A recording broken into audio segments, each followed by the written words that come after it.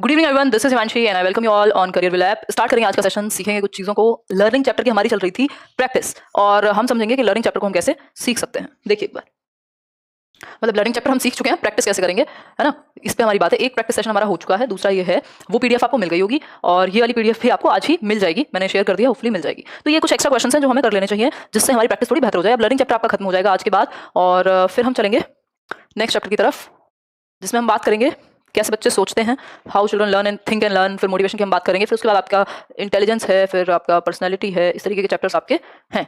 ठीक है बात। वेबिनार अच्छा था जी सीनू, बहुत अच्छा लगा आप लोगों से मिलकर के।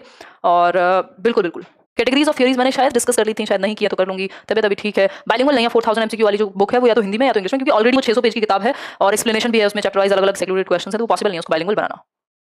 ठीक है, इतनी बात क्लियर है। एक बार आ जाओ सारे सारे, फिर हम कंटिन्यू करेंगे। देखो एक बार,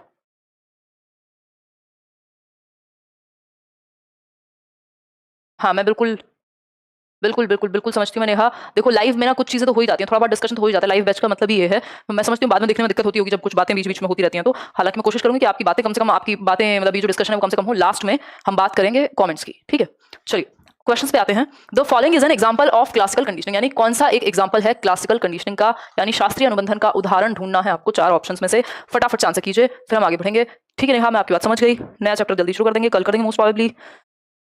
हो सकता है इसको चैप्टर को रिवाइज भी कर लें कल, दोनों ही चीजें हो सकती हैं। देखो एक बार, फटाफट से देखो, आंसर कीजिए, जल्दी से जवाब दीजिए, बहुत ही तेजी से जवाब दीजिए, तभी जाकर के हम बढ़ेंगे आगे। देखिए, the following is an example of classical conditioning, यानी इनमें से कौन सा क्लासिकल कंडीशनिंग का एग्जांपल है। The dog learns the compulsion of electric shock, यानी बच्चा जो जो डॉग है वो विद्युत शॉक, जो इलेक्ट्रिसिटी शॉक है, जो करंट है उससे डरता है, या कंपल्शन मजबूरी सीख लेगा। The rat learns to press the lever to get food, जो रैट है वो चूहा लिवर प्रेस करना जान जाता है, किसके लिए, फूड के लिए। ये तो ऑपरेंट कंडीशनिंग है ना। यहाँ कंपल्शन की बात नहीं होती, एक नेचुरल स्टिमुलस का होना जरूरी है। ठीक, फिर है आपका the dog learns to drip saliva, कुत्ते के ऊपर ये इलेक्ट्रिक शॉक का एक्सपेरिमेंट नहीं हुआ था। The dog learns to drip saliva when it drinks, हाँ जब बेल बजती है, घंटी के बजने पे कुत्ते की लार आना स्वाभाविक है, यही है क्लासिकल कंडीशनिंग का उदाहरण। फिर है pigeon learns to peck from the keys to food, ये पिजन पे भी जो एक्सपेरिमेंट है वो किसका है, स्किनर का है, ना कि पैवलव का। जो क्लासिकल कंडीशनिंग थियरी है वो पैवलव की है, और पैवलव ने ही इस बारे में बात की है। हो सकता है कल हम सारे थियरीज के बीच में डिफरेंस को समझ लें, जितनी भी लर्निंग थियरीज हमने अब तक की है ना। आगे बढ़ेंगे नेक्स्ट क्वेश्चन पे। नेक्स्ट क्वेश्चन थोड़ा सा देख लेते हैं। क्वेश्चन नंबर 2 देखिए, reinforcement is part of which of the following processes, यानी रीइंफोर्समेंट जो है वो किस प्रोसेस का पार्ट है, यानी पुनर्बलन किस एक प्रोसेस का हिस्सा है, किस प्रक्रिया का हिस्सा है, ये बताइए, फटाफट से बताइए, जल्दी बताइए, पुनर्बलन किस प्रक्रिया का हिस्सा है। आंसर कीजिए। बी ऑप्शन, यानी लर्निंग, टीचिंग, इंस्ट्रक्शन। देखो आपको पता है जब बच्चा सीख रहा होता है तो आप बीच बीच में रीइंफोर्स करते हैं, पुनर्बलित करते हैं, गुड वेरी गुड शाबाश कह करके, या चूहे को खाना मिलता था तो वो रीइंफोर्स हो रहा था बीच बीच में एक्टिविटी करने के बाद। जब आपको रिस्पॉन्स के बाद, इसको आरएस टाइप ऑफ कंडीशनिंग कहते हैं, जब रिस्पॉन्स के बाद स्टिमुलस प्रेजेंट हो तो वो क्या है, बीच में रीइंफोर्समेंट मिल रहा है आपको, जिससे आप और ज्यादा प्रभावित हो उस चीज को करने के लिए। तो लर्निंग का एक हिस्सा है कि आप और बेहतर सीखते हैं जब आपको पुनर्बलन, वाह वेरी गुड शाबाश, इस तरह की चीजें कही जाती हैं या कुछ दिया जाता है तो। फिर है question number 3, special contribution in the formulation of operant conditioning is given by, यानी क्रिया प्रसूत अधिगम सिद्धांत का प्रतिपादन करने में विशेष योगदान किसका है, किसने कंट्रीब्यूट किया है, किसमें, ऑपरेंट कंडीशनिंग, या जिसको इंस्ट्रूमेंटल कंडीशनिंग भी कह देते हैं, नैमित्तिक अनुबंधन भी इसको कह देते हैं। ठीक है बात, देखिए एक बार। हाँ, अगर फीवर है रिकॉर्डेड क्लास देख लीजिए, कोई दिक्कत नहीं है। पहला ऑप्शन है कोहलर, दूसरा ऑप्शन है हल, इनकी सबकी थियरीज हम पढ़ चुके हैं, स्किनर, और फिर है थॉर्नडाइक। इनके बीच में डिफरेंस हम कल समझ लेंगे। किसी को अगर अभी भी कंफ्यूजन है इन थियरीज के बीच, आई ट्राई कि मैं इनको कैटेगराइज करके और आपको डिफरेंस समझा पाऊं। स्किनर इसका सही उत्तर है। स्किनर ने operant conditioning, RS type of conditioning, पहले इसमें अनुक्रिया होती है फिर उद्दीपक आता है ना, नैमित्तिक भी इसको कहते हैं। ठीक, एक क्वेश्चन किया था हमने लास्ट क्लास में कि बच्चा एग्जाम ना होने के बावजूद भी पढ़ाई करता है, या कुछ तो था होमवर्क कंप्लीट करता है। देखो कई लोग कह रहे थे कि उसमें क्लासिकल कंडीशनिंग क्यों नहीं होगा, जब रिस्पांस पहले, जब वो एक्टिविटी पहले से कर रहा है और रिवॉर्ड बाद में मिलेगा, तो ये ऑपरेंट कंडीशनिंग है। ठीक है, ये क्या है, ऑपरेंट कंडीशनिंग है। जब रिवॉर्ड या स्टिमुलस पहले आ जाए और बाद में आप क्रिया करें उसे देख करके, तब वो क्लासिकल कंडीशनिंग या आपकी वो होती है, वो थॉर्नडाइक वाली trial and error. If prior knowledge helps in acquiring new knowledge, यदि जो पूर्व ज्ञान है आपका, ओल्ड नॉलेज, नई नॉलेज को एक्वायर करने में क्या करती है, मदद करती है, तो इसको क्या कहेंगे। देखो रीइंफोर्समेंट लर्निंग से जुड़ा हुआ है, लर्निंग को ही तो बढ़ावा देगा और किसको बढ़ावा देगा। एक मिनट रुकिएगा जरा।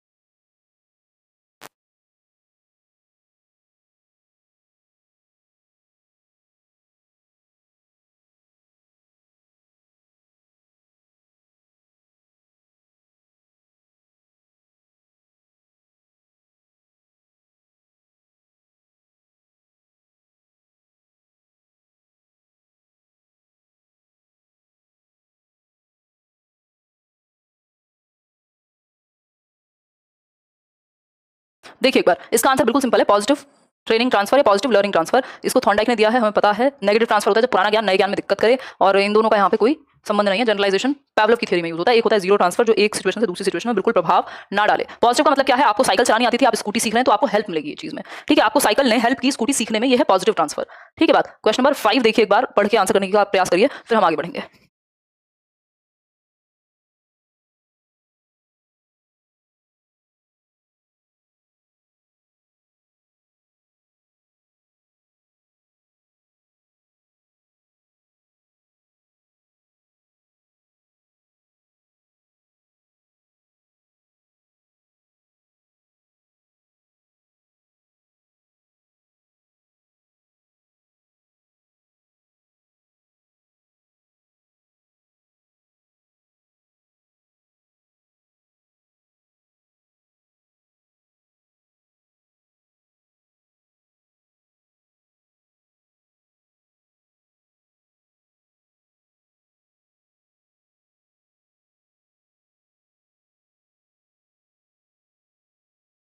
चलिए, एक्चुअली कुछ दिक्कत हो गई किसी कनेक्शन में, तो वही देखिए फटाफट से देखिए। Which schedule of reinforcement does the teacher pay at the end of each month. हर एक मंथ के लास्ट में टीचर आपको दिखाता है, रीइंफोर्स करता है, क्या है? फिक्स्ड रेशो है, रेशो की तो बात ही नहीं हो रही, टाइम की बात हो रही है। टाइम की बात होती है, इसका मतलब होता है इंटरवल। अगर टाइम के गैप पे रीइंफोर्समेंट मिले तो इंटरवल कहते हैं उसे। तो ये क्या है, रेशो तो है ही नहीं, क्योंकि कम और ज्यादा की बात नहीं हो रही, टाइम की बात हो रही है, ठीक। तो ये फिक्स्ड इंटरवल है, क्योंकि एवरी 30 डेज, हर 30वें दिन आपको मिलता है रीइंफोर्समेंट। तो इसको स्थिर या फिक्स्ड अंतराल कहते हैं, कि इंटरवल आपका फिक्स्ड है, कि सैलरी महीने के 30वें दिन आएगी, एक महीने की रिपोर्ट आपको 30 दिन बाद देगा टीचर। ये क्या है, ये फिक्स्ड इंटरवल है। वेरिएबल इंटरवल क्या होता है, कभी 7 दिन में, कभी 6 दिन में आपको रिपोर्ट मिल जाती है, रीइंफोर्समेंट मिल जाता है कभी भी। वेरिएबल रेशो क्या है, आज इतना मिला, कल ज्यादा मिल सकता है, परसों और कम हो सकता है। तो वेरिएबल है रेशो, आपका अनुपात, मात्रा जो है, कि एक हफ्ते सैलरी जो है वो 7,000 मिली, अगले हफ्ते आपको 5,000 मिल गई। ये क्या, वेरिएबल है। फिक्स्ड रेशो होता है सेम रेशो, बिल्कुल हमेशा सेम, ठीक। ये एक बात है। आगे बढ़ते हैं क्वेश्चन नंबर 6 पर। Which of the following is not related to classical condition, यानी निम्नलिखित में से कौन सा शास्त्रीय अनुबंधन से संबंधित नहीं है, यानी इन निम्नलिखित में से कौन सी एक बात जो है वो क्लासिकल कंडीशनिंग से संबंधित नहीं है, ये पूछा है। पहला है एक्सटेंशन यानी विलोपन, स्पॉन्टेनियस रिकवरी यानी स्वतः पुनः प्राप्ति, शेपिंग, या फिर स्टिमुलस डिस्क्रिमिनेशन। मैंने आपके साथ डिस्कस किया हुआ है कि इनमें अंतर क्या है। दोनों ही थ्योरीज में मैंने ऑपरेंट कंडीशनिंग में भी और क्लासिकल कंडीशनिंग में भी, नई एग्जाम्स तो आगे जाएंगे आपकी, बुक का नाम है 4000 प्लस एमसीक्यूज हिंदी इंग्लिश में। देखिए, which of the following is not related to classical conditioning. Classical conditioning से कौन सा रिलेटेड नहीं है, आपको पता है एक्सटेंशन विलुप्तीकरण, कुत्ते का घंटी बजने के बाद लार का ना टपकना विलोपन है। स्पॉन्टेनियस रिकवरी, एक दिन अचानक से वो कंडीशनिंग वापस आ जाए बैल बजने पे। स्टिमुलस डिस्क्रिमिनेशन है कि बैल की आवाज में वो अंतर कर पाए, तभी तो कंडीशनिंग होगी। लेकिन शेपिंग जो है, किसी आदत को शेप करना, धीरे धीरे धीरे धीरे धीरे धीरे, आप पहले शुरुआत में 1 फिर 2 फिर 3, ये शेपिंग होती है ऑपरेंट कंडीशनिंग में। ऑपरेंट कंडीशनिंग में एक बार ऑपरेंट कंडीशनिंग देखिएगा, फिर आप समझ पाएंगे। आगे बढ़ेंगे नेक्स्ट क्वेश्चन पे। नेक्स्ट क्वेश्चन है क्वेश्चन नंबर 7। आप mother dab her baby on the, ये तो खुद ही पढ़ो और खुद ही आंसर करो। ये तो मैंने कल आपको सैटरडे में भी शायद टेस्ट में कराया था, अगर जो लोग यूट्यूब पे भी देखते हो, नहीं भी देखते हैं तो ये देख लीजिए। देखिए एक बार, 7 बजे चल रहा है टाइमिंग आजकल। बताइए फटाफट से आंसर कीजिए, आंसर कीजिए फटाफट। क्वेश्चन खुद पढ़िए। ये तो भाई, एक माँ जो है बच्चे को थपकी देती है दूध पिलाने से पहले, और जैसे ही सर पे उसके थोड़ा सा थपकी लगती है तो वो क्या करता है, बच्चा दूध पीना शुरू कर देता है। इसमें स्टिमुलस है और दूसरा स्टिमुलस है दूध पीना, एक स्टिमुलस है सर पे थपकी मारना। 2 स्टिमुलस जुड़ेंगे तो आपको पता है क्लासिकल कंडीशनिंग बनेगी, यानी शास्त्रीय अनुबंधन बनेगा पावलोव वाला। थॉर्नडाइक में एक स्टिमुलस होगा और एक रिस्पॉन्स, तो एसआर बॉन्ड हो जाएगा। ऑपरेंट कंडीशनिंग में आपका आरएस हो जाएगा, पहले रिस्पॉन्स होगा, बाद में आपका स्टिमुलस प्रेजेंट होगा। सोशल लर्निंग में आप ऑब्जर्व करके सीखते हैं, ठीक है बात। तो ये इतनी सी कहानी है जो आपको समझ आ जानी चाहिए। क्वेश्चन नंबर 8 पर चलेंगे। The teacher told Rekha that you did not complete the homework, so you are denied sports class. This is an example of what, यानी टीचर ने कहा रेखा को कि तुम्हें ना, अब तुमने अपना होमवर्क जो है वो कंप्लीट नहीं किया है, अतः आपको खेल की कक्षा से वंचित किया जाता है। अब आपको हम नहीं भेजेंगे, कहां, प्लेग्राउंड में आपका फेवरेट काम करने। बहुत बढ़िया सस्मिता। तो ऑफ नेगेटिव रीइंफोर्समेंट का एग्जांपल है, ये किसका एग्जांपल है ये पूछा है। तो ये नेगेटिव रीइंफोर्समेंट का एग्जांपल है, दंड का एग्जांपल है, पॉजिटिव रीइंफोर्समेंट का एग्जांपल है, टैक्टाइल अवार्ड का एग्जांपल है। बताइए एक बार फटाफट से, बताइए आंसर कीजिए, बताइए। पनिशमेंट का एग्जांपल है, भाई आपने बच्चे से कुछ डिजायरेबल छीन लिया, जो वो चाहता था करना वो छीन लिया, ठीक है। तो ये पनिशमेंट है, दंड है सीधा सीधा, और इससे क्या होगा, बिहेवियर डिक्रीज हो जाएगा। अब वो जो होमवर्क नहीं करना था, क्या होगा, अब वो नहीं ठीक से कर पाएगा। खैर यहाँ बिहेवियर की बात ही नहीं हुई है, सिंपल है कि आपने वो डिनाई कर दिया, उसको दंड दे दिया जो वो करना चाहता था, जो वो करना चाहता था। इसमें एग्जांपल खुद ही छिपा हुआ है। क्या एग्जांपल लोगे, ये चैप्टर पढ़ते समय नहीं एग्जांपल मिल पाया था, है नहीं, बताओ अंजित। प्रैक्टिस के टाइम भी आपको सारे एग्जांपल दें हम ही। एक दिन बहुत अच्छे क्वेश्चन किए थे, दूसरे दिन आपकी प्रैक्टिस होनी चाहिए। अच्छा रहा, चल चलिए आगे बढ़ेंगे। पनिशमेंट है जब आप जो बच्चा करना चाहता है वो चीज छीन लेते हैं, जिससे उसका बिहेवियर कम हो जाए, जो उसने नहीं किया वो करे। और रीइंफोर्समेंट है जब आप बिहेवियर को बढ़ाने के लिए कोई काम करते हैं। Programmed learning is based on which of the following functions, यानी प्रोग्राम्ड लर्निंग जो है वो अभिक्रमित अनुदेशन भी कहते हैं इसको, निम्नांकित में से किस कार्य पर आधारित है, किस चीज पर बेस्ड है, स्किनर के काम पर बेस्ड है, पियाजे के काम पर बेस्ड है, पैवलव के काम पर बेस्ड है, या फिर बेंड्यूरा के काम पर बेस्ड है। फटाफट आंसर कीजिए। टैक्टाइल वर्ड का मतलब है जिसको छू सको आप। बेंड्यूरा के काम पे बेस्ड नहीं है, क्योंकि प्रोग्राम्ड लर्निंग स्किनर के काम पे बेस्ड है, जहां बच्चे को सेल्फ लर्निंग का मौका मिलेगा, उसको अपने पेस पे सीखने का मौका मिलेगा। एक प्रोग्राम होगा जिसमें उसको खुद ही ट्राई करना होगा, फिर हिंट मिलेगा, अगर नहीं कर पाएगा तो उससे, अगर कर पाएगा तो उससे नेक्स्ट लेवल की चीज करने को मिलेगी। ऐसी सी बात होती है किस चीज में, प्रोग्राम्ड लर्निंग में। ठीक है बात, आगे बढ़ेंगे। क्वेश्चन नंबर 10 देखिए, आफ्टर बीइंग रिडिक्यूल्ड बाय हर क्लासमेट ड्यूरिंग रीडिंग प्रैक्टिस, जब एक बच्चे को रिडिक्यूल किया गया क्लासमेट के द्वारा पढ़ते समय, तो आफ्टर बीइंग रिडिक्यूल्ड यानी उपहास उड़ाया गया एक बच्चे का पढ़ते समय उसके ही क्लासमेट के द्वारा, a student begins to fear speaking in a public place. अब वो पब्लिक प्लेस पे जहां लोग होते हैं वहां वो ज्यादा बोलता नहीं, क्योंकि उसको डर है कि कहीं फिर से ना मजाक उड़ा दिया जाए किसी के द्वारा। हर new found fear in classical conditioning will be, जो उसका नया फियर है क्लासिकल कंडीशनिंग में, उसको आप क्या कहेंगे, ये पूछा है। बताइए एक बार, फटाफट से बताइए। सब अपना मिक्स्ड आंसर दे रहे हैं, खतरनाक आंसर दे रहे हो आप लोग। बताइए। ये वैसे मैंने कराया हुआ है, ये मैं चाहूँ तो आप पे भी छोड़ सकती हूँ ये क्वेश्चन का आंसर। बहुत गलत आंसर कर रहे हो लेकिन छोड़ नहीं सकते।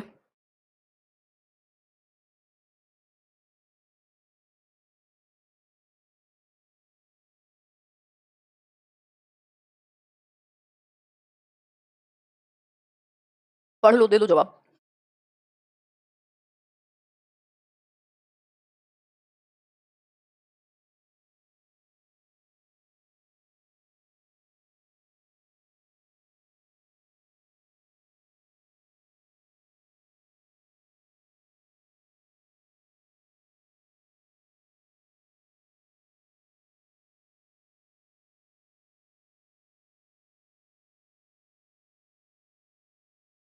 चलें आगे बढ़ें। देखिए सब अलग अलग एग्जाम्पल, सही, इसमें अलग अलग क्या कहते हैं उसको, ऑप्शंस दे रहे हैं। अनुबंधित प्रतिक्रिया यानी कंडीशनड रिस्पांस कहेंगे, गलत लिखा हुआ है यहाँ पे। अनुबंधित प्रतिक्रिया यानी कंडीशनड रिस्पांस। ये क्या है, कंडीशनड रिस्पांस है। बच्चे की हो गई कंडीशनिंग, क्योंकि उसको डर लगता है अब कि उपहास उड़ाया जा सकता है। ठीक है, उपहास उड़ाया जा सकता है, तो इसका आंसर होगा ए, रेस्ट्रिक्टेड रिस्पांस नहीं, इसको प्रतिबंधित प्रतिक्रिया नहीं कहेंगे, कंडीशनड रिस्पांस कहेंगे। इसमें गड़बड़ है, अगर यूट्यूब पे भी ये गलती हुई हो तो इसको चेक कर लीजिएगा, ये ट्रांसलेशन के कारण हुई गलती है। ठीक है, तो कह सकते हैं, देखो समझो एक बार, किसी बच्चे का उपहास उड़ाया किसने, क्लासमेट ने, बोलने पे सॉरी, रीडिंग प्रैक्टिस के दौरान। अगर हम बात करें तो एक बच्चा है जिसको डर लगने लगता है पब्लिक प्लेस में बोलने से, अब वो बोलता नहीं है, तो क्लासिकल कंडीशनिंग में ये क्या है, क्लासिकल कंडीशनिंग में ये कंडीशनड रिस्पांस है। कंडीशनिंग हो गई है, उसके अंदर डर आ गया है किसी एक स्टिमुलस के जुड़ने के कारण। पहले वो बोलता था, बोलने के साथ मजाक जुड़ गया, दो स्टिमुलस कनेक्ट हुए, तो ये क्या कंडीशनड रिस्पांस है, अनुबंधित प्रतिक्रिया है। कोई कह रहा है व्हाई नॉट बी, उद्दीपक थोड़ी है, अब वो रिस्पॉन्ड नहीं करता ना, तो स्टिमुलस कहां से आ गया, अब वो बोलता नहीं है, ये तो उसका रिस्पांस है जो कंडीशनिंग हो चुकी है उसके रिस्पांस की। समझ पा रहे हो, कंडीशनिंग हो चुकी है उसके रिस्पांस की। नहीं सब रिपीटेड नहीं है, मोनू पहले क्वेश्चन सॉल्व किया करो फिर बोला करो। क्वेश्चन में 11 है, which of the following is an example, आज 33 क्वेश्चंस हैं, विच of the following is an example of positive punishment. कुछ क्वेश्चन जान के रिपीट कराए जाते हैं ताकि वो इंपॉर्टेंस उनकी आपको पता लगे। आपने सी बताया, यूट्यूब पे सी बताया क्या, एक मिनट चेक करने दो मेरे को। रेस्ट्रिक्टेड रिस्पांस, प्रतिबंधित प्रतिक्रिया, ए होना चाहिए इसका आंसर, उसको ठीक कर लेना, फिर मैं नेक्स्ट टाइम, चलो नेक्स्ट वीक करा दूंगी एक बार। देखिए एक बार क्वेश्चन नंबर 11 देखिए, हिंदी के चक्कर में हो जाता है, ट्रांसलेशन गड़बड़ हो जाता है। देखो एक बार क्वेश्चन नंबर 11 देखो, क्वेश्चन नंबर क्या देखो 11, और पढ़ के बताओ। प्रतिबंधित नहीं आएगा, वो हल्का सा अंतर है ना भाषा का, प्रतिबंधित ना आके अनुबंधित आएगा, क्योंकि कंडीशनड है, कंडीशनड है वो। देखिए इनमें से कौन सा एक एग्जांपल है पॉजिटिव पनिशमेंट का। पॉजिटिव पनिशमेंट में एक चीज ध्यान रखिएगा, कुछ ऐड किया जाता है, नेगेटिव पनिशमेंट में कुछ हटाया जाएगा, और पनिशमेंट से हमेशा बिहेवियर कम होता है। ठीक, जो काम आप कर रहे थे वो आप नहीं करेंगे अगर पनिशमेंट मिल गया तो, चाहे पॉजिटिव हो चाहे नेगेटिव हो। तो रिडिक्यूल बाय फ्रेंड्स, इस चीज में कुछ ऐड हुआ ना, उपहास उड़ाना ऐड हुआ, बिहेवियर में एडिशन हुआ कि दोस्तों ने उड़ाया क्या, उपहास मजाक उड़ाया, तो ये हुई पॉजिटिव पनिशमेंट। टाइम वेस्ट करने में कुछ गया है, ऐड नहीं हुआ, इसलिए पॉजिटिव नहीं हो सकती। मीन में निकालना बंद करना में भी कुछ नेगेटिव है, तो ये तो बल्कि रीइंफोर्समेंट हो गया कि कमियां निकालना बंद कर दिया। ऑल ऑफ द अबव इसमें हो नहीं सकता। तो रिडिक्यूल बाय फ्रेंड्स एकमात्र सकारात्मक दंड का उदाहरण है। देखो दंड में अगर पॉजिटिव है, 3 बजे 2 चैप्टर के बाद क्लास शुरू करेंगे 3 बजे वाली, अगर पॉजिटिव है तो कुछ ऐड हुआ होगा, और पनिशमेंट है तो बिहेवियर घटेगा। तो ऐड क्या हुआ है, उपहास उड़ाना ऐड हुआ है, बिहेवियर कौन सा कम हुआ है, बच्चा आगे से बोलेगा नहीं। ठीक है, तो पनिशमेंट मिल गई, सिंपल बात। अगर रीइंफोर्समेंट होता तो कुछ पॉजिटिव है तो कुछ ऐड होता जिससे बिहेवियर बढ़े, नेगेटिव होता तब भी कुछ रिमूव होता जिससे बिहेवियर बढ़े। जैसे पॉजिटिव रीइंफोर्समेंट का एग्जांपल आप ले सकते हो, मैंने कहा शाबाश, वेरी गुड, बहुत बढ़िया, यह है पॉजिटिव रीइंफोर्समेंट। ठीक है, कुछ ऐड हुआ और अब मेरा व्यवहार बढ़ जाएगा बच्चे का, जिसको पॉजिटिव या बहुत बेहतर कहा गया है वो अगली बार और करेगा उस काम को शाबाश सुनने के बाद। नेगेटिव रीइंफोर्समेंट क्या है, बच्चे के आसपास कोई ऐसी चीज थी जो उसे दुखी कर रही थी, जिसकी वजह से वो पढ़ नहीं पा रहा था। तो एक बात बताइए, अब जब आपने उस शोर को हटा दिया तो क्या होगा, ये होगा नेगेटिव रीइंफोर्समेंट, ताकि वो पढ़ सके, उसका बिहेवियर बढ़ेगा। तो रीइंफोर्समेंट में हमेशा बिहेवियर बढ़ता है ना कि घटता है। ठीक है, आई अंडरस्टैंड रियल, ध्यान रखो अपना। इतनी बात क्लियर है शिखा? देखो एक सिंपल बात नहीं याद रख सकते हो, सिंपल बात याद रखो, यहां मैं लिख भी देती हूं। पनिशमेंट में क्या होगा, पनिशमेंट से, लिख लो इसको कहीं नोट डाल के, बिहेवियर यानी व्यवहार जो है घटता है हमेशा, चाहे वो पनिशमेंट पॉजिटिव हो चाहे वो नेगेटिव हो। ठीक है, आइदर पॉजिटिव और नेगेटिव। पॉजिटिव पनिशमेंट हो तब भी व्यवहार में घटेगा ही, और नेगेटिव पनिशमेंट है तब भी व्यवहार घटेगा, क्योंकि पनिशमेंट घटाने के लिए ही दी जाती है। व्यवहार को दंड, किसी एक व्यवहार को रोकने के लिए पनिशमेंट दी जाती है ना। किसी को जेल में किस लिए डाला जा रहा है? जो उसने पहले किया वो आगे ना करे, है ना। बिल्कुल प्रीति समझ में आ जाना चाहिए, बट कई लोगों को अभी भी नहीं आता। देखिए, अगर हम बात करें पॉजिटिव पनिशमेंट की, तो पॉजिटिव पनिशमेंट में क्या होगा? दोस्तों ने मजाक उड़ाया, कुछ ऐड हुआ है ना। रिडिक्यूल्ड बाय फ्रेंड्स, मजाक उड़ाया दोस्तों ने, रिडिक्यूल्ड बाय फ्रेंड्स। ठीक, बिहेवियर कम हो जाएगा, बच्चा आगे से बोलेगा नहीं। बिहेवियर क्या हो गया? इवेंचुअली बिहेवियर घट गया, चाहे पॉजिटिव हो चाहे नेगेटिव। नेगेटिव पनिशमेंट क्या हो सकती है? कुछ हटा लिया गया, जो बच्चे को पसंद था उससे छीन लिया गया। मतलब स्पोर्ट्स क्लास में जाना डिनाई कर दिया गया, खेलना बंद कर दिया गया, तो हटा लिया गया ताकि बिहेवियर कम हो जाए। कौन सा? अब वो होमवर्क आगे से करे डर के मारे। ठीक है, वो काम ना करे, वो कभी होमवर्क अधूरा ना छोड़े, तो बिहेवियर घट जाए वो वाला, जिसकी वजह से पनिशमेंट मिली है। लिखवाया हुआ है मैम नोट्स में। बहुत अच्छा लगता है रचना, जब आप लोग सीरियस होकर पढ़ते हो और पता होता है आपको कहाँ क्या चीज लिखी हुई है। ठीक, रीइंफोर्समेंट इसका उल्टा है। रीइंफोर्समेंट यानी पुनर्बलन। पुनर्बलन चाहे पॉजिटिव हो चाहे नेगेटिव हो, बिहेवियर हमेशा बढ़ेगा। चाहे पॉजिटिव हो चाहे नेगेटिव हो, बिहेवियर हमेशा बढ़ेगा। ठीक है, पॉजिटिव क्या होता है? गुड, वेरी गुड, या इस तरीके की चीजें ऐड करना जिससे बच्चा उस व्यवहार को करे। नेगेटिव क्या होता है? कुछ भी ऐसा जो बच्चे के लिए अनकंफर्टेबल हो उसको हटा दीजिए एनवायरमेंट से, ताकि वो और अच्छे से सीख सके। ठीक है, यश यूट्यूब पे वीडियो के नीचे डिस्क्रिप्शन में लिंक मिल जाएगा बुक का, अमेज़न से मिल जाएगी आराम से, 360 के अराउंड आई थिंक, या 50 के अराउंड। ठीक, इतनी बात क्लियर हो गई। क्वेश्चन नंबर 12 देखिए, the social constructivist approach to learning is characterised by, यानी अधिगम के सामाजिक निर्मितवाद उपागम की विशेषता, यानी कंस्ट्रक्टिविस्ट अप्रोच। इसको आप इग्नोर नहीं कर सकते, आपने सीटेट में भी जरूर पढ़ा होगा, जिससे पियाजे, वाइगोस्की, ब्रूनर ये सब बिलोंग करते हैं। कंस्ट्रक्टिविस्ट वो लोग हैं जो बच्चे को कहते हैं ज्ञान का निर्माण आप कर सकते हो, यानी learning can be constructed, knowledge can be constructed by the learner itself. बताइए एक बार, फटाफट से आंसर कीजिए, तभी जाकर के हम क्या बढ़ेंगे, आगे बढ़ेंगे। फटाफट से बताओ, आंसर कीजिए, जल्दी जवाब दीजिए, फिर हम आगे बढ़ेंगे।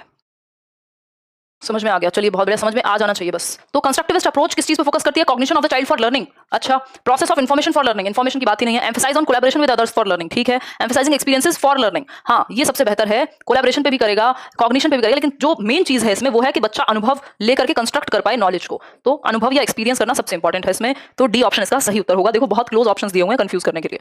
आगे बढ़ेंगे क्वेश्चन नंबर 13 पर। If a natural stimulus produces N involuntary response, it is called, यानी एक नैसर्गिक उत्तेजक यदि एक अनैच्छिक प्रतिक्रिया उत्पन्न करता है तो कहलाता है, यानी नेचुरल स्टिमुलस। नेचुरल क्या हो सकता है? फूड हो सकता है, फॉर एग्जांपल, दिमाग में एग्जांपल बना लिया करो तुरंत। ठीक, produces N involuntary response. Involuntary response क्या है फूड का? वो है सलाइवा का आना, लार का टपकना। ठीक है, इट इज कॉल्ड, बताइए, conditioned stimulus, conditioned response, unconditioned stimulus या इनवॉलंटरी रिस्पॉन्स? आंसर कीजिए, फटाफट से जवाब दीजिए, तभी जाकर के हम बढ़ेंगे आगे। आंसर कीजिए, आंसर। जनता चाहती है जवाब, और आपको करना होगा आंसर, तभी तो जवाब मिल पाएगा। प्लीज मैम बता दो, क्या बता देना? नजवी पूछो, एक बार पूछ के देखो, सब बता देंगे। बताइए, if a natural stimulus produces N involuntary response, it is called what? Conditioned stimulus, conditioned response. देखो, स्टिमुलस की बात हो रही है कि नेचुरल स्टिमुलस से इनवॉलंटरी रिस्पॉन्स आया, तो इस स्टिमुलस को कहेंगे क्या?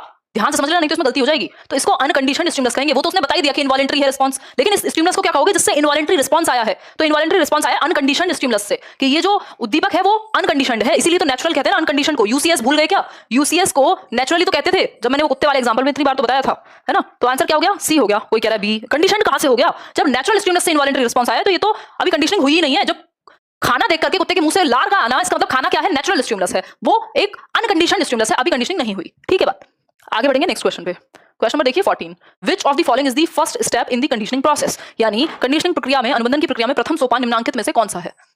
बताइए, पहला स्टेप किसमें? कंडीशनिंग की प्रोसेस में। स्टिमुलस है, रेपिटेशन है, नन ऑफ दीज है, या जनरलाइजेशन है? आंसर कीजिए, फिर जाकर के हम बढ़ेंगे आगे। फटाफट से जवाब दीजिए, बहुत तेज भूख लगी है, खाना रखा हुआ है, बस खाने की जरूरत है, और ऐसा तभी हो पाएगा जब आप लोग जवाब देंगे। समझे कि नहीं?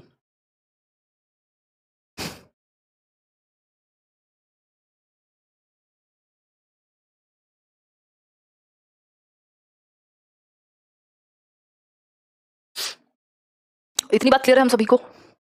13th का डी, यानी नन ऑफ दी अबव। कैसे कैसे कह देंगे आप? स्टिमुलस होता है ना, सबसे पहले तो उद्दीपक है, फूड है, तभी तो कंडीशनिंग प्रोसेस होगी। फूड है यानी मुंह से लार तो तभी आएगी ना जब खाना था, तो उत्तेजना का होना या स्टिमुलस का या स्टिमुलेंट का होना सबसे ज्यादा जरूरी है। अगर आप उत्तेजित ही नहीं है तो कहां से कंडीशनिंग हो पाएगी? Question number 15। अच्छा, एक और क्वेश्चन का आंसर ठीक कर लीजिएगा, ये आपका आई थिंक ये वाला क्वेश्चन था। हाँ, तो इसमें चारों ऑप्शन जो है वो सही हो सकते थे, बट जो ये हमने पढ़ा नहीं, यहाँ पे लिखा है सोशल कंस्ट्रक्टिविस्ट। सोशल कंस्ट्रक्टिविस्ट का मतलब है जो समाज के द्वारा अधिगम को महत्व दे, तो आंसर होगा सी, कोलैबोरेशन करके। जब ग्रुप में सीखेगा बच्चा, सोशल कंस्ट्रक्टिविस्ट कौन है? वाइगॉस्की हैं जो कहते हैं ग्रुप में सिखाओ, समाज के साथ सिखाओ। तो अगर खाली कंस्ट्रक्टिविस्ट लिखा होता तब हम डी ऑप्शन के साथ जाते, बट सोशल कंस्ट्रक्टिविस्ट लिखा है तो हम ग्रुप के साथ जाएंगे। हम किसके साथ जाएंगे? कोलैबोरेशन में, ग्रुप के साथ सहयोग करके सीखने पे जाएंगे, क्योंकि सहयोगात्मक अधिगम या सोशल कंस्ट्रक्टिविस्ट की बात हुई है जहां पे समाज के साथ मिलकर के सीखेगा, जैसा कि वाइगॉस्की कहते हैं। ठीक है, तो इस बेसिक बात को ध्यान जरूर रखेंगे। ऐसी छोटी छोटी गलतियों पे बोल दिया करो, ये पता नहीं लग पाता है, कई बार फ्लो में निकल जाती है कुछ बात। ठीक, वैसे मैं खुद ध्यान रखती हूँ। क्वेश्चन नंबर 15 देखिए, who among the following applied reinforcement in behaviour modification, यानी पुनर्बलन का प्रयोग व्यवहार के परिवर्तन में, मॉडिफिकेशन में किसने किया? आप चाहते हैं बच्चा आप जो चाहते हैं वैसा व्यवहार करे, उसके लिए आप पुनर्बलन का, रीइंफोर्समेंट का इस्तेमाल करते हैं। आप उसको शाबाश कहेंगे, कुछ ला करके देंगे, कुछ अवार्ड देंगे। इसका इस्तेमाल किया किसने लर्निंग थियरी में? ये पूछा है हमसे। फटाफट से आंसर कीजिए। मन नहीं लग रहा, पारस कह रहे हैं। पारस, मन इस टाइम पे किसी का नहीं लग रहा, लेकिन कई बार आपको जीवन में सफल होने के लिए वो चीजें करनी होती हैं जिनमें कई बार मन नहीं भी लगता है ना, क्योंकि बाहर की सिचुएशंस बदलती रहती हैं, सारी सिचुएशंस हमारे हाथ में नहीं होती। मुझे भी बहुत तेज भूख लगी है और हो सकता है मेरा भी मन ना हो रहा हो डिस्कशन करने का, बट इंपॉर्टेंट है कि मैं करूं। तो कई बार आपकी लाइफ में ना डिसिप्लिन काम आता है आपके मन से ज्यादा, है ना, कि आपको करना है तो करना है। अगर मान लो किसी की ड्यूटी है और बॉर्डर पर कोई लड़ाई छिड़ी है और कोई सोल्जर जो है वो अपने घर पे आया है, अब वो उसको वापस बुलाने का मौका आ जाए, और क्या उसका मन करेगा कि मैं वापस जाऊं लड़ने अपना घर छोड़ के, जहां पे पता भी नहीं है जिंदा वापस आऊंगा कि नहीं, बट वो जाएगा। क्यों? क्योंकि ड्यूटी इज ड्यूटी, कर्म जो है। तो कई बार आपको वो डिसिप्लिन भी क्रिएट करना होता है कि ना चाहते हुए भी आप वो चीज करें। समझ रहे हो ना बात को? फिर उससे कंसिस्टेंसी बिल्ड होती है। नहीं तो आप एक विश्वास पात्र इंसान नहीं बन पाएंगे अगर आप मन के अकॉर्डिंग चलेंगे तो। ठीक है बात? तो बिहेवियर मॉडिफिकेशन यानी रीइंफोर्समेंट के थ्रू बिहेवियर मॉडिफिकेशन की बात बीएफ स्किनर करते हैं, रिवॉर्ड्स की बात, रीइंफोर्समेंट की बात यही करते हैं। और पूछ ले अगर पूछ ले कि सबसे पहले एजुकेशन में पनिशमेंट एंड रीइंफोर्समेंट का, दंड और पुरस्कार का, पनिशमेंट एंड रिवॉर्ड का जो कॉन्सेप्ट किसने दिया एजुकेशन में, तो आप कहेंगे थॉर्नडाइक। ठीक है, क्लियर है बात करण? बहुत बढ़िया। आगे बढ़ते हैं नेक्स्ट क्वेश्चन पे। नेक्स्ट क्वेश्चन पे चलते हैं। आपको लग रहा होगा सब काम करते हैं, ऐसा कोई है ही नहीं जो काम नहीं करता, है ना। चाहे वो आपके आसपास एक छोटी से छोटी नौकरी करने वाला व्यक्ति हो, चाहे कोई बड़े से बड़ा बिजनेसमैन हो, चाहे कोई प्राइम मिनिस्टर हो, चाहे कुछ भी हो, काम सब करते हैं। ऐसा नहीं हो सकता कि कोई काम ना करता हो, किसी भी पद पे हो, किसी भी जगह पर हो, काम सब करते हैं। तो इससे अच्छा है कि हम काम खुशी खुशी करें। अभी 4 बजे से मीटिंग चल रही थी, फिर 5 बजे एक और सेमिनार था, अभी तुरंत ये क्लास शुरू हो गई, तो लगातार काम सब कर रहे हैं। सुबह उठ के ही तैयारियां शुरू हो जाती हैं। देखिए question, the very skillful learning method, balance करना होगा मजे को और काम को, दोनों को।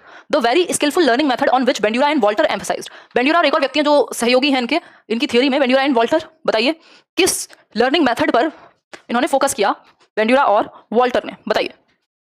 आपको पता है ऑब्जर्वेशनल लर्निंग और इमिटेशन, यानी निरीक्षणयुक्त या फिर ऑब्जर्व करके सीखना। बोबो डॉल एक्सपेरिमेंट आप याद कर लीजिए, जिसमें बच्चा खुद इन्वॉल्व नहीं है, बट वो क्या है, दूसरों को देख करके सीख पा रहा है ना। तो ये क्या है? ऑब्जर्वेशनल लर्निंग है कि हम दूसरों को कुछ करते हुए देख करके सीख पाते हैं। मान लीजिए आपने कभी ये बोर्ड यूज नहीं किया, बट आपको पता है कि हिमांशी जो है वो यहाँ से इस पेन पे क्लिक करती है और 3 रंग आ जाते हैं। तो आपको अगर ये बोर्ड दे दिया जाए कल, तो आप अपने आप कर देंगे पहली ही बार में। क्यों? क्योंकि आपने ऑब्जर्व किया है। तो ऑब्जर्व करके लर्निंग होती है, ऐसा बेंड्यूरा कहते हैं। सेल्फ एक्चुअलाइजेशन, ये रिवॉर्ड एंड पनिशमेंट की बात थॉर्नडाइक करेंगे। सेल्फ एक्चुअलाइजेशन की बात मैस्लो करेंगे। अभी कल परसों हमने मैस्लो की थ्योरी भी की थी, लास्ट वीक ही। आगे बढ़ेंगे नेक्स्ट क्वेश्चन पे। क्वेश्चन नंबर 17 देखिए, which of the following concepts is related to the famous Bobo doll experiment, यानी निम्नलिखित में से कौन सी संकल्पना सुप्रसिद्ध बोबो डॉल प्रयोग से संबंधित है? कौन सी एक चीज जो है वो बोबो डॉल एक्सपेरिमेंट से संबंधित है? Insight learning, observational learning, moral development या कंडीशन रिस्पॉन्स? बताइए, फटाफट से बताइए, आंसर कीजिए, तभी जाकर के हम बढ़ेंगे आगे। जवाब दीजिए। Ma'am I will watch recording. क्या हुआ, इंटरनेट की दिक्कत है? कोई काम है रहमत? कोई कह रहा है रिप्लाई नहीं करती। सिमरन, इतने सारे लोग हैं भाई, सबको रिप्लाई करना पॉसिबल नहीं है, फिर बातें होने लगती हैं, बाद में देखने वालों को दिक्कत होती है। शीट को पहले डलवा दीजिए 2 आवर्स क्लास के, जब भी कोई भी क्वेश्चन करवाएं। ठीक है, पलक डलवा देंगे। हमारा मन लगे या ना लगे, लेकिन डेली केवीएस की पीछे बढ़ा रहता हूँ। बिल्कुल अच्छी बात है शिवम, क्योंकि मन से चलेंगे हम तो एड वाली बात हो जाएगी ना मन की। तो मन तो मजे चाहता है। Which of the following concepts, but मजे की बात ये है जब आप इसको थोड़े दिन लगा लेंगे डिसिप्लिन में, तो अपने आप फिर आदत डल जाएगी, आपको वही करना अच्छा लगेगा जो आपके लिए सही है। Which of the following concepts is related to the famous Bobo doll experiment? Insight learning, observational learning, moral development या कंडीशन रिस्पॉन्स? तो आपको पता होना चाहिए ऑब्जर्वेशनल लर्निंग रिलेटेड है किससे? बोबो डॉल एक्सपेरिमेंट से, या इसको इमिटेटिव लर्निंग भी कह सकते हैं, अनुकरण करके सीखना, एक दूसरे को देख करके सीखना। इतनी सी बात है। वाइकेरियस लर्निंग भी आपकी संबंधित है, और प्रत्यक्ष अधिगम भी इसी थियोरी से संबंधित है। इतनी बात आप याद रखेंगे। ठीक है, बात क्लियर है? बात आगे बढ़ेंगे नेक्स्ट क्वेश्चन पे। Question number 18, social learning begins, सामाजिक अधिगम आरंभ कब होता है? ये पूछा है। सोशल लर्निंग बिगिंस मतलब सामाजिक अधिगम आरंभ कब होता है? मॉडलिंग थियरी भी कहते हैं एग्जैक्टली। फटाफट से बताइए, फटाफट से आंसर कीजिए। मॉडलिंग क्या है? मतलब सोशल लर्निंग थ्योरी की शुरुआत कहां से होती है? सामाजिक अधिगम आरंभ कैसे होता है? भीड़ से, इंटरेक्शन से, आइसोलेशन से, या ऑडियो विजुअल मटेरियल से? प्लीज बताइए। क्या कह रहे हैं? सुपर टेट पीडीएफ प्लीज दी। सारे पीडीएफ आपके डलते हैं बैचेस में। ये होगा इंटरेक्शन। ठीक है, ये कॉमन टॉपिक्स हैं जो सब जगह पूछे जाते हैं। बस सुपर टेट में लाइफ स्किल अलग से आ जाएगा, वो भी करा देंगे। इंटरेक्शन यानी संपर्क से, एक दूसरे के साथ इंटरेक्ट करके, समाज के साथ इंटरेक्ट करके सोशल लर्निंग होती है, चाहे वो देख करके हो, चाहे वो बात करके हो। ठीक है बात। आगे बढ़ेंगे नेक्स्ट क्वेश्चन पे। नेक्स्ट क्वेश्चन क्या है? Question number 19, what is the correct sequence of the 4 elements of observational learning? Observational learning में जो मॉडलिंग का कॉन्सेप्ट है, उसमें आपको मैंने 4 स्टेप बताए थे, याद होंगे आपको, ना हो तो याद कर लीजिए। मॉडलिंग में AR PR मैंने आपको बताया होगा। ठीक है, याद करने की कोशिश कीजिए और जवाब ढूंढिए उसके हिसाब से। 19th क्वेश्चन का आंसर कीजिए फटाफट से, तभी जाकर के हम बढ़ेंगे आगे। क्या समझे कुछ कि नहीं समझे हैं? बताइए। आंसर की जब यहाँ बता देती हूँ आपको तो पीडीएफ में भी आंसर की चाहिए। देखिए, अटेंशन बिल्कुल सही है, मोटिवेशन तो लास्ट में आता है, ये तो हट गया। अटेंशन सही है, रिटेंशन यानी धारण करना, दिमाग में रुक जाएंगी चीजें, पहले आपका ध्यान जाएगा कहीं, फिर दिमाग में वो चीज रह जाएगी, फिर आप खुद से करके देखेंगे। रिप्रोडक्शन या प्रोडक्शन कह सकते हो, और मोटिवेशन को रीइंफोर्समेंट भी कह सकते हो, ये दोनों नामों से आ सकता है, इसलिए आंसर बी सही होगा। ये करियर रिप्रोडक्शन कुछ नहीं था, अटेंशन रिटेंशन सही है, मोटिवेशन थर्ड नहीं है, फोर्थ है। अटेंशन जब आपका ध्यान जाएगा किसी चीज पे, आपके दिमाग में वो चीज रह जाएगी, फिर आप खुद भी तो करेंगे। आपने रोटी बनाते हुए देखा मम्मी को, और आपका ध्यान गया, आपकी अटेंशन गई रोटी बनाते हुए देखने पे, फिर दिमाग में रह गई कि रोटी बनाते कैसे ऐसे गोल गोल करते हैं, फिर आपने रिप्रोडक्शन किया, खुद से करके देखा अगली बार, फिर आपको रीइंफोर्समेंट मिला, मम्मी ने कहा अच्छी बनी, अगली बार और अच्छी बनाना, या पनिशमेंट मिल गई तो लर्निंग नहीं होगी, रीइंफोर्समेंट मिला तो लर्निंग हो जाएगी, मोटिवेशन मिली तो लर्निंग हो जाएगी, आप अगली बार और अच्छी रोटी बनाएंगे। समझ में आ रही है बात, या कोई दिक्कत परेशानी कोई दर्द दुख बाकी हो रहा है तो मुझे बता दीजिए। आसान क्वेश्चन है, भाषा बदलती रहती है पेडागोजी में थोड़ी बहुत, उसको अडेप्ट करने के लिए हमेशा तैयार रहिएगा। क्वेश्चन नंबर 20 देख लीजिए। क्वेश्चन नंबर 20 कहता है मॉडलिंग इज कॉन्सेप्चुलाइज्ड बाय, मॉडलिंग की संकल्पना दी गई है किसके द्वारा? बेंड्यूरा, वॉटसन, फ्रॉइड या वाइगोस्की? आंख बंद करके आंसर कर सकते हो रजनीश, धन्यवाद। फटाफट से आंसर कीजिए, मॉडलिंग की जो संकल्पना है वो किसके द्वारा दी गई है?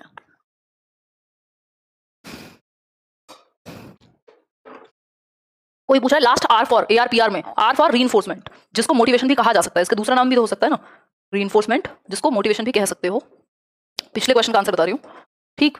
ए था अटेंशन, इसका एक ही नाम है अटेंशन।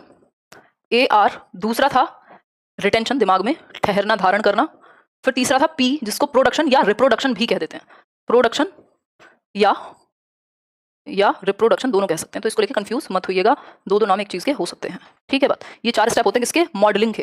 क्लियर है बात? ये आपको पता है किसने दी है मॉडलिंग की प्रक्रिया? एल्बर्ट बेंड्यूरा ने दी है, जिसमें ऑब्जर्वेशनल लर्निंग, सेल्फ एफिकेसी, आपका ARM भी लिख सकते हो, वो एक ही बात है, उससे कोई दिक्कत नहीं है। सेल्फ एफिकेसी है, सेल्फ एफिकेसी के अलावा ऑब्जर्वेशनल लर्निंग है, वाइकेरियस लर्निंग है, मॉडलिंग की प्रोसेस है, ऑब्जर्वेशनल लर्निंग, इमिटेशन लर्निंग, ये सब होता है। हाँ, सैटरडे संडे छुट्टी होती है आंचल।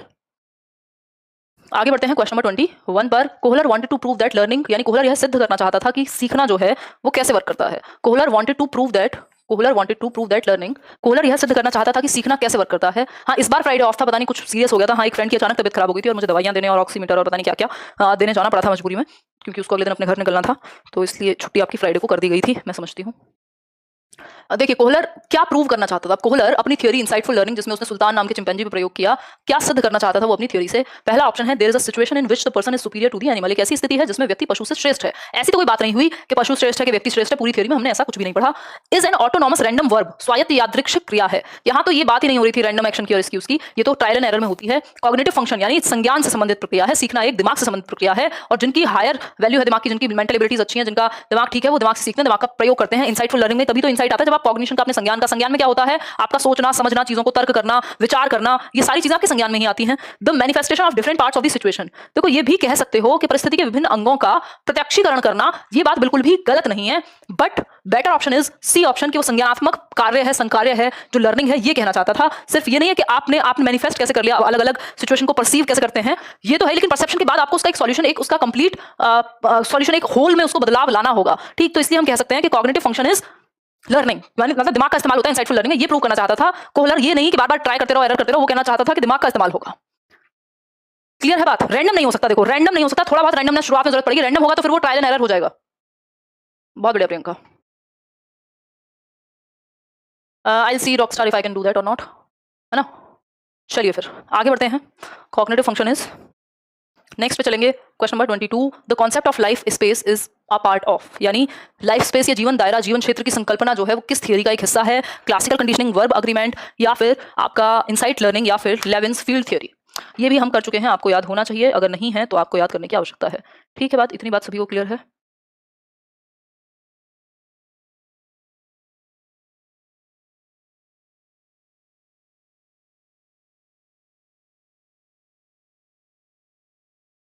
चलिए आगे बढ़ें।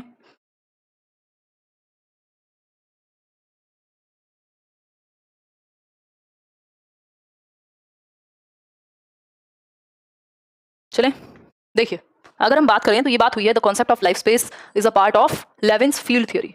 लेविन्स फील्ड थ्योरी यानी लेविन के क्षेत्र सिद्धांत का क्या है? ये एग्जांपल है जिसमें लाइफ स्पेस की बात हुई है कि एक व्यक्ति का एक जीवन दायरा होता है जिसमें वो एक्शंस करता है, कुछ फोर्सेस उसे रोकते हैं, कुछ फोर्सेस उसको बढ़ावा देते हैं आगे। ये एक बेसिक बात है। आगे बढ़ेंगे क्वेश्चन नंबर 23 पर। According to Kurt Lewin the changes that occur in a group are, यानी कर्ट लेविन के अकॉर्डिंग, कर्ट लेविन के अनुसार समूह में जो परिवर्तन होते हैं, यानी ग्रुप डायनामिक्स में जो चेंजेस होते हैं उनको क्या कहते हैं, या जो चेंजेस होते हैं उनको क्या कहते हैं? बताइए। बता देंगे अभिषेक जब होगा स्टार्ट। म्यूचुअलिटी यानी परस्परता कहते हैं, रचनात्मकता कहते हैं, डायनामिक्स कहते हैं, कंसिस्टेंसी कहते हैं। ठीक है, तो आपको टोपोलॉजी, आपको वर्ड यहाँ याद आ जाना चाहिए था, इसको टोपोलॉजी भी कह सकते हैं दूसरे वर्डों में, ग्रुप डायनामिक्स को। ठीक है, कि परिवर्तन आपकी संरचनात्मक परिवर्तन होते हैं आपके जीवन में, ब्रेन में। जब आप कुछ नया सीखते हैं, इस थियरी के अकॉर्डिंग जब सीखते हैं, तो इसको टोपोलॉजी कहते हैं, कि जो ग्रुप में एक चेंजेस होते हैं, जो आप सीख रहे होते हैं उस चीज में जो एक परिवर्तन होते हैं स्ट्रक्चरल, उनको डायनामिक, ग्रुप डायनामिक्स या टोपोलॉजी के नाम से पुकार सकते हो। क्वेश्चन नंबर 24 देखिए, the goal of reinforcement in Clark Hull's theory of learning is true. ये तो आसान भी है, मैंने कराया भी होगा, बस आपको रिमाइंड कराने के लिए क्वेश्चन है। 1 मिनट में मैं ही बता देती हूँ, या आप बताना पसंद करेंगे? लाइफ स्पेस का मतलब है एक व्यक्ति का जीवन दायरा, जिसमें वो उसके गोल्स भी होंगे, जिसमें वो एक्शंस भी लेगा, जिसमें वो अचीव भी करेगा चीजें, जिसमें बैरियर्स भी होंगे, ये सारी चीजें उसमें होंगी। बताइए फटाफट से। The goal of reinforcement in Clark Hull's theory of learning is what?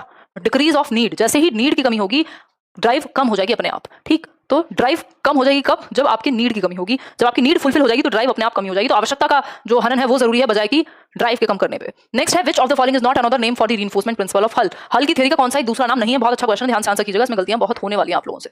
देखिए, दूसरा नाम mathematical theory, drive reduction theory, biological adaptation theory या कॉन्टिगुअस लर्निंग थ्योरी। आंसर कीजिए फटाफट से, जवाब दीजिए, फिर ही हम आगे बढ़ेंगे। तब तक हम आगे नहीं बढ़ेंगे जब तक आप जवाब नहीं दे देते हैं। क्या समझे? नहीं समझे? समझ जाइए। नहीं समझे तो समझ जाइए।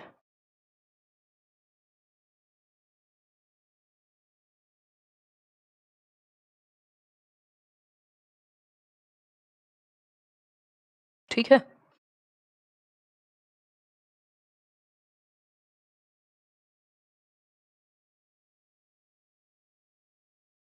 चलिए आगे बढ़ते हैं इसी बात पे।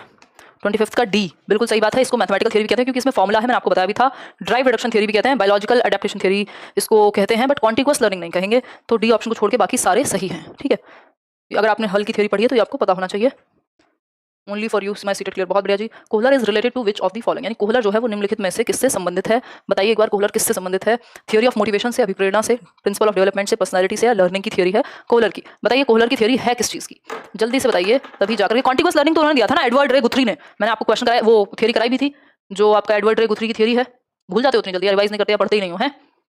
सुपर टेट में 20 नंबर की आती है सीडीपी, 30 की भी आ सकती है, पहले 30 की भी आई हुई है, बट 20 की तो मिनिमम आएगी एटलीस्ट। हाँ, लर्निंग की है, बहुत बढ़िया, सही आंसर कर रहे हो एकदम, बहुत ही बढ़िया। पीटर नाम का बच्चा था एग्जैक्टली, खरगोश भी था। और तो इनकी जो थ्योरी है किसकी? कोहलर की, वो लर्निंग की थ्योरी है, इंसाइटफुल लर्निंग थ्योरी कहते हैं, सूझ का सिद्धांत, अंतर्दृष्टि का सिद्धांत। तो ये थ्योरी लर्निंग की है, तभी तो लर्निंग के चैप्टर में की है हमने।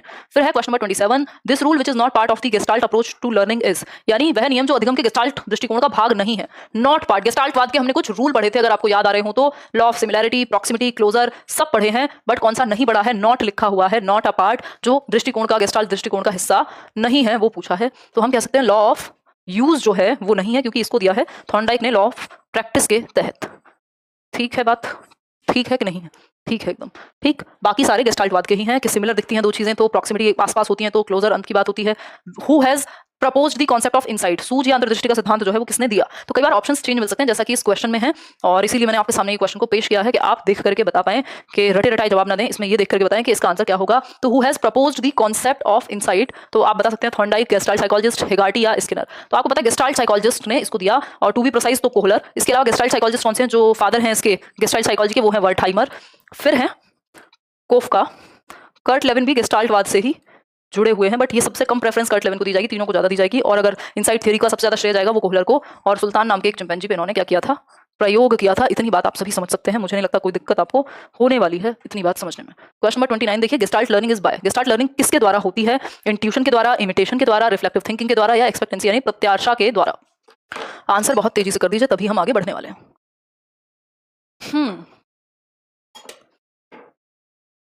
दिशा कह रही है मुझे आपसे दिक्कत है क्योंकि आप जवाब नहीं देते हो यार। अच्छा, मतलब वो तो मैं समझती हूँ दिशा आपकी बात। कोई कह रहा है एक्सपेक्टेंसी, एक्सपेक्टेंसी कैसे हो सकता है?